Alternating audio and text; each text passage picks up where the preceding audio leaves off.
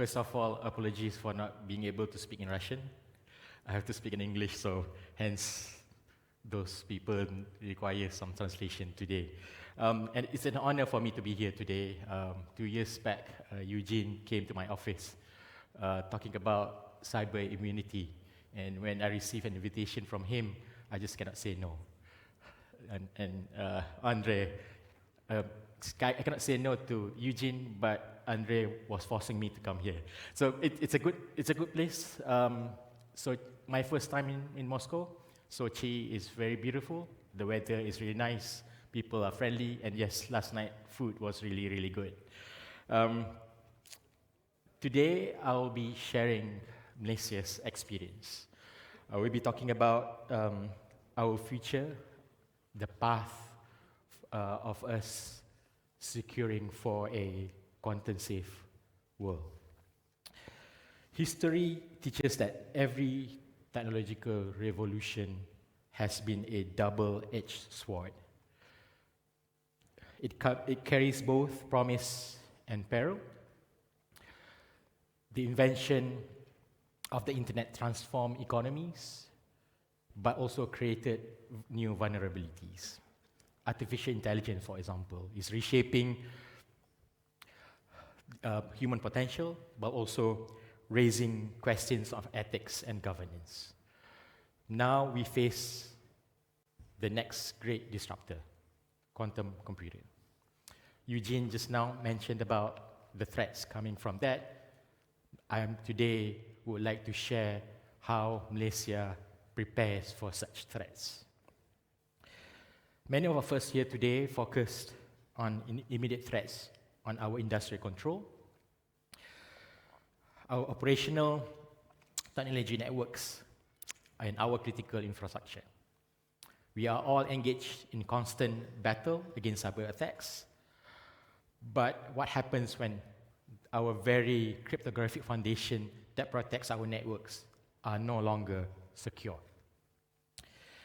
The question is not if a large-scale quantum computer will be able to break our current encryption, but the actual question is just when. And when it does, it will compromise everything, from financial transaction to our national secrets. The danger is not tomorrow, but today. Cyber adversaries are already engaging in what we call harvest now, decrypt later, stealing vast amount of technology, encrypted data, in hope of decrypting it once quantum computer becomes available. For industrial control system and operational technology, the implications are profound. A compromised encryption scheme could allow adversaries to manipulate process controls, alter safety parameters, or disrupt supply chain. But it is essential that quantum resilience is not an abstract problem. The continuity of energy grids, water treatment plants, transportation networks, and manufacturing lines. Ladies and gentlemen, Malaysia has set a clear vision for our digital and prosperous future. We understand that this vision built on a foundation of digital trust and security. We are not waiting for quantum future to arrive. We are building our defenses now. Our approach is built on 3 interconnected pillars. Number 1, a clear and updated national cryptography policy. We recognize that rules of engagement must evolve with technology. That is why we have modernized our national cryptology policy, aligned with our Cybersecurity Act 2024, and also our Malaysia Cybersecurity Strategy 2026-2030.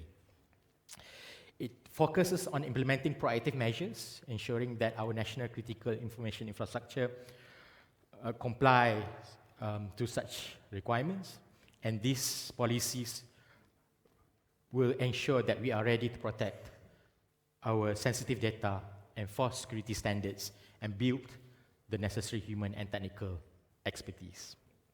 Second, investing in a center of excellence. We believe nation's strength in this era lies on its knowledge and also on its people. That is why we has established our Malaysia Cryptology Technology and Management Center in a partnership of our local university, University Putra Malaysia, aiming not just for a research center. It is a strategic asset. Its mission is to position Malaysia as an agile leader in cryptology, fostering innovation and talent to ensure our long-term cybersecurity readiness. And third, a practical phase roadmap. Policy and research are crucial, but they must be translated into action. This is where we have our national post-quantum cryptography migration plan 2025-2030 comes in. This is a clear, comprehensive roadmap that guides our entire nation's transition. It begins with the formation of a special task force and moves through a structured process of piloting and validating solutions before a full-scale nationwide deployment. This phased approach allows us to learn, adapt, and refine our strategy as technology matures. We understand that we cannot do this alone. The quantum threat is a global challenge, and it does require a collective response. We are now implementing our proof of concept, post-quantum crypto PQC sandbox initiative under the National Migration Plan. It is not a theoretical exercise. It is a real-world collaborative platform. About 29 companies and 41 technologies has come together participating in this initiative and to validate the Malaysia quantum resistant solution in a controlled but realistic environment. And I'm proud to have Kaspersky together in this initiative, together with our Malaysian partner Aswan Solution. And we aim to showcase the outcome of this sandbox in November this year. Just to share with the audience here today, Malaysia has achieved a significant development. Our own cryptography researcher, two of them are here today, Prof. Rizal and Dr. Amir, may be on the verge of a breakthrough. They are developing a new post-quantum algorithm with computational efficiency and security strength comparable to RSA and ECC, yet with dramatically reduced overhead. If proven viable, this could become one of the most practical and efficient PQC algorithm in the world. Ideal for real-world implementation, especially in resource-constrained environment like IoT, embedded system, and industrial controls. This effort underscores Malaysia's readiness, but our aspiration to lead globally in shaping scalable, standards-aligned post-quantum solutions. At the same time, we see ASEAN as having a catalytic role to harmonize standards and help industry prepare for PQC migration. Malaysia is a small country, 35 million in population, but ASEAN is huge, 700 million of population. We stand ready to collaborate with ASEAN and also with our global partners to ensure industrial cybersecurity, especially in critical infrastructure, strengthen against human quantum threats. Every challenge comes with opportunities. Hence, ASEAN may provide greater opportunities. We are here today. Nevertheless, I'm here today, and the team are also here today to learn from all of you, our global partners.